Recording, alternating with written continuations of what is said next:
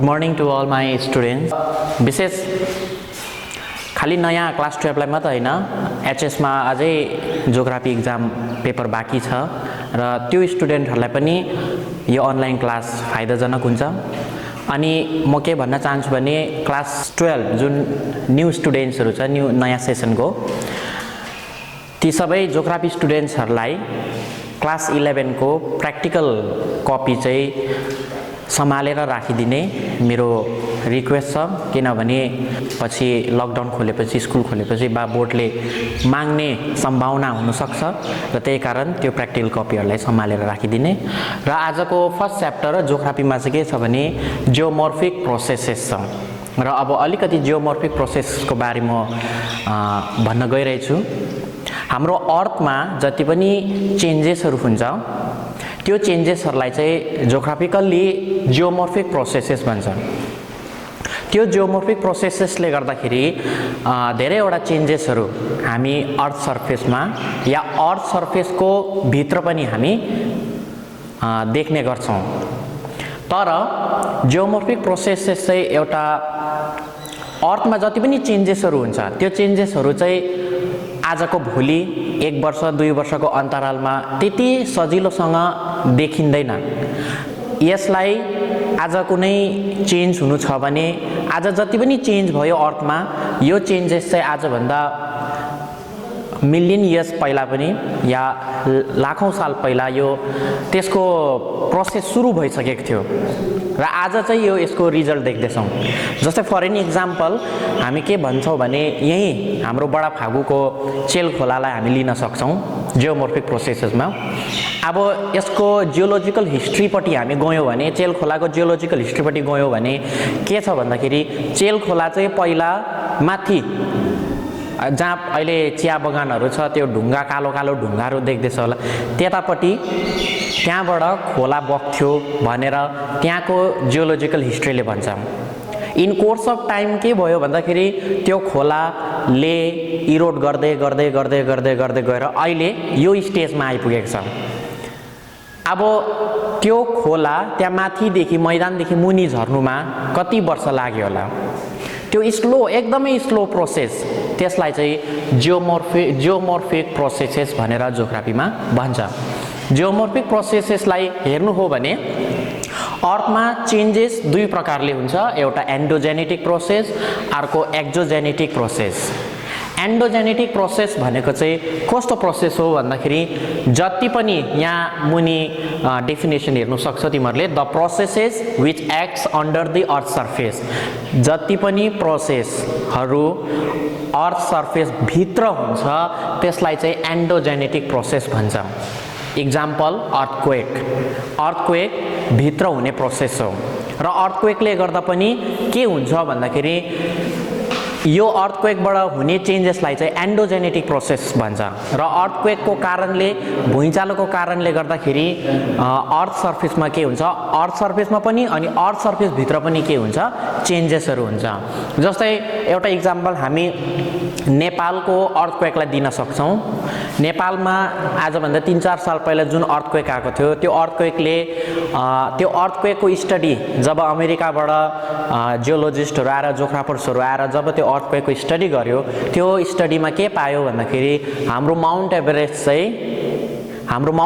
चाहिँ इस्टपट्टि, अलिकति इस्टपट्टि सरेको छ भन्ने त्यो एउटा स्टडीमा पायो। अब त्यो हामीले देखेनौं, त्यो माउन्ट एभरेस्ट सरेको हामीले देखेनौं, तर यो एउटा स्टडी दैट इज, यो चाहिँ एउटा एन्डोजेनेटिक प्रोसेसको एउटा चेन्जेस हो। र अर्थक्वेकले पनि के गर्छ, अर्थ सर्फेसमा हो या अर्थ सर्फेसदेखि भित्र पनि के गराउँछ, चेन्जेसहरु लिएर आउँछ। त्यसलाई एन्डोजेनेटिक प्रोसेस भन्छ। अनि अर्को छ एक्जोजेनेटिक प्रोसेसेस। एक्जोजेनेटिक प्रोसेस भनेको चाहिँ अर्थ सर्फेसदेखि बाहिर हुने प्रोसेसेसहरु, त्यो चाहिँ एक्जोजेनेटिक प्रोसेस। जस्तै मैले एक्जाम्पल एउटा खोलाको दिन सक्छौं। अब खोला हेर, खोलाको 3 वटा स्टेजहरु हुन्छ, एउटा युथफुल स्टेज, एउटा म्याच्युर स्टेज अनि अर्को ओल्ड स्टेज। अब खोलाले त्यो 3वटा स्टेजमा आफ्नो आफ्नो ल्यान्डफर्म्सहरु क्रिएट गर्छ। जस्तै अब तिमीले सुनेको होला, जति अब हामी माथि लाभातिर कालिम्पोङतिर जाँदाखेरि लाभाको बाटो जाँदाखेरि त्यहाँनिर चेल खोलाले एकदमै डिप भ्यालिजहरू क्रिएट गरेको छ।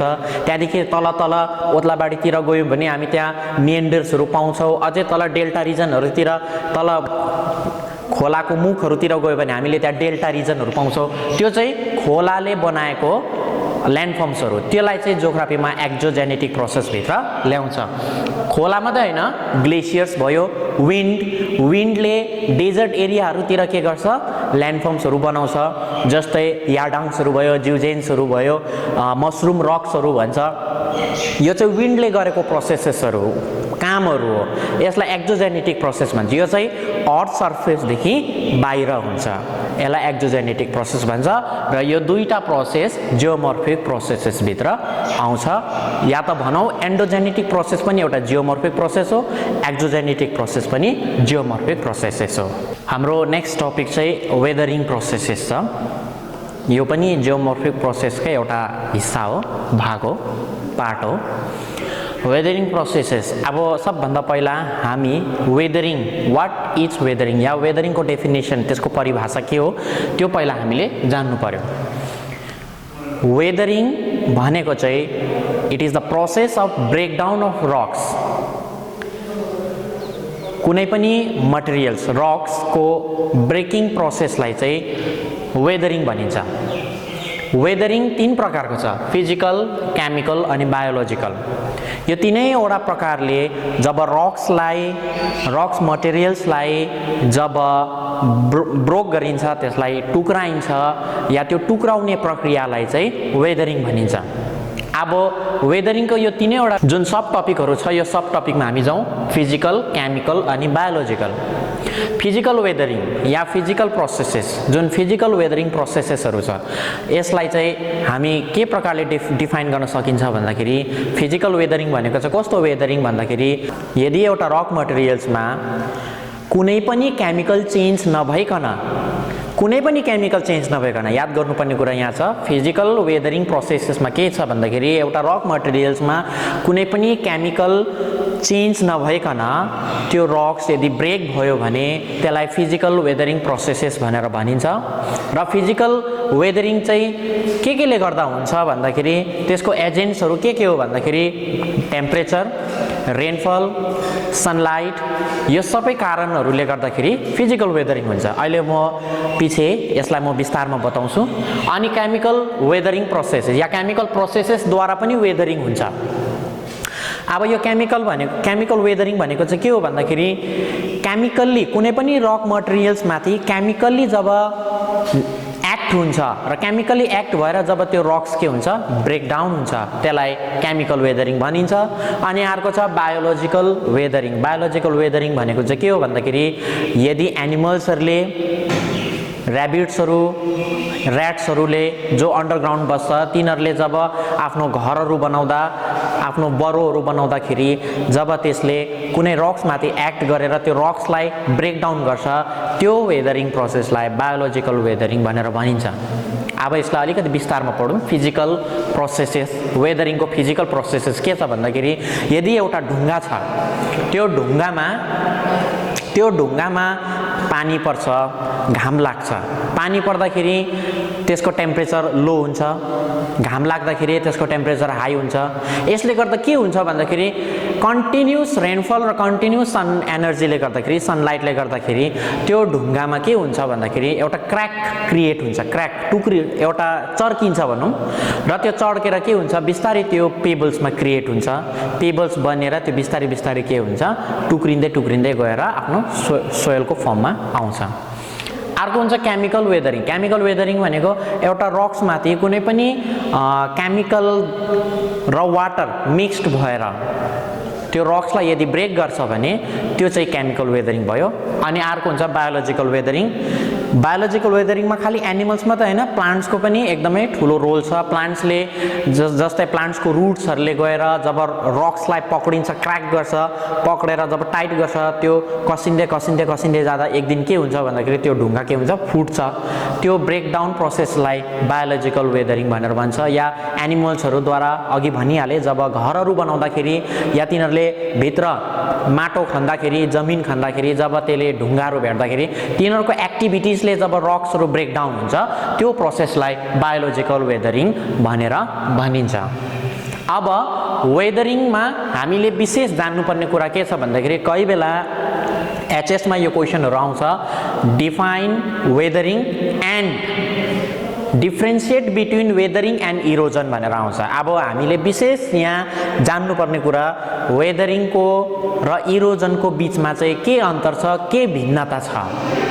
वेदरिङ भनेको अघि डिफाइन गरिहाल्यो, वेदरिङ भनेको कुनै पनि प्रोसेसेसद्वारा जब रक मटेरियल्स माथि एक्ट भएर जब रक्स त्यो ब्रेक हुन्छ त्यसलाई वेदरिङ भनिन्छ। त्यो भयो वेदरिङको डेफिनेसन।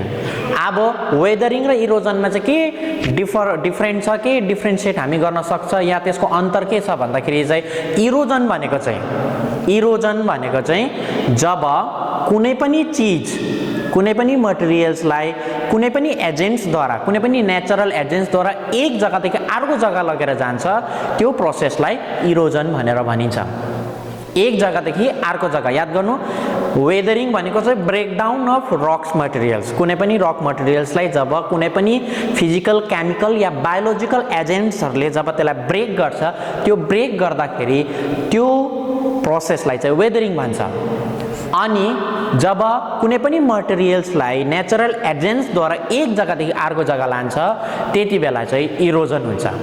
त्यो दुईटा प्रोसेस हामीले अलिकति सुन्दाखेरि, वेदरिङ र इरोजनको बारे सुन्दाखेरि अलिकति अब दाजुभाइको नाता जस्तै सुन्छ, तर वेदरिङ भनेको चाहिँ ब्रेकडाउन अफ रक्स, इरोजन भनेको चाहिँ एक जग्गादेखि ट्रान्सफर अफ कुनै पनि नेचरल मटेरियल्स, यदि सोयल भयो या रक्स मटेरियल्स, सानो सानो पेबल्सहरू, ढुङ्गाहरू जब हावाले, पानीले एक जग्गादेखि सोरेर अर्को जग्गा लगेर जान्छ, त्यो ट्रान्सफर हुनु, एक जग्गादेखि अर्को जग्गा ट्रान्सफर हुनुलाई चाहिँ इरोजन भनेर भन्छ। वेदरिङ र इरोजनको एजेन्ट्सहरू चाहिँ के हो भन्दाखेरि इरोजनको एजेन्ट्सहरू चाहिँ रनिङ वाटरहरू हो, विन्ड्सहरू हो, ग्लेसियर्सहरू, यिनीहरू चाहिँ इरोजनको एजेन्ट्सहरू। यिनीहरूले गर्दाखेरि इरोजन हुन्छ। ग्लेसियर्सले पनि इरोजन हुन्छ, किनभने जब आइस मास, ठुलो आइसको मास ढेका जब मुभ हुन्छ माउन्टेनियस रिजनमा, त्यति बेला पनि इरोजन हुन्छ र ह्याङ्गिङ भ्यालीहरू जस्तो ल्यान्डफर्म्सहरू बनिन्छ। अब रनिङ वाटरले पनि इरोजन हुन्छ, जब रन गरेर बग्दै गरेको पानीले जब खोदाल्दै लान्छ र हिली एरियातिर भ्यालिजहरू क्रिएट गर्छ, तल तल गयो भने त्यसले नेचरल लिभ्सहरू के त्यस्तो ल्यान्डफर्म्सहरू क्रिएट गर्छ। अनि इरोजनको प्रोसेस एजेन्ट्सहरू चाहिँ त्यो। र वेदरिङ भनेको चाहिँ, वेदरिङको एजेन्ट्सहरू चाहिँ के हो भन्दाखेरि टेम्परेचर, अघि भनिहालेँ, टेम्परेचर, सेलिनिटी, सनलाइट एनर्जी, यो सबै चाहिँ वेदरिङको के हो, एजेन्ट्सहरू हो। यिनीहरूले एक्ट गरेपछि चाहिँ कुनै पनि रक मटेरियल्समाथि एक्ट गरेपछि रक मटेरियल्स के हुन्छ, ब्रेकडाउन हुन्छ। यो एजेन्ट्सहरू हामीले याद गर्नुपर्छ। विशेष हामीले कोसिस गरिरहेछौँ अनलाइन क्लास गर्ने। अझै अनलाइन क्लासद्वारा नानीहरूलाई, स्टुडेन्ट्सहरूलाई यो कतिवटा आफ्नो सब्जेक्ट टिचरहरूले सब्जेक्टको च्याप्टरहरू अब कतिसम्म हामी अनलाइन क्लास गर्न सक्छौँ र कतिसम्म लकडाउन हुन्छ, यो लकडाउनको पिरियडभित्रमा अब हामी कति च्याप्टर कम्प्लिट गर्ने अब कोसिसमा छौँ, हामी दौडमा छौँ। र तिमीहरू पनि घरमा अनलाइन अहिले युट्युब च्यानलहरूबाट या कुनै पनि यसको वेबसाइटहरूमा तिमीहरूले गएर यो अनलाइन क्लासेसहरू हेरिदिने र पढिदिने म आग्रह गर्दछु। Thank you.